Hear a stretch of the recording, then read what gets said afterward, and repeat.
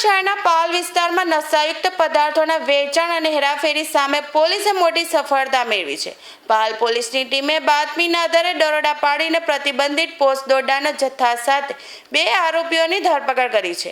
પોલીસે ચોક્કસ બાતમીના આધારે વોચ ગોઠવીને 2 શખ્સોને આંતર્યા હતા.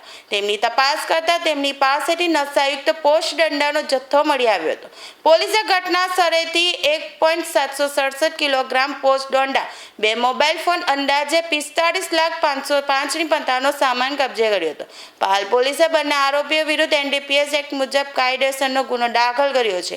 પોલીસ હવે એ દિશામાં તપાસ કરી રહી છે કે આ નશાયુક્ત પદાર્થનો જથ્થો ક્યાંથી લાવવામાં આવ્યો હતો અને શહેરના અન્ય કયા વિસ્તારોમાં તેને સપ્લાય કરવાનો હતો.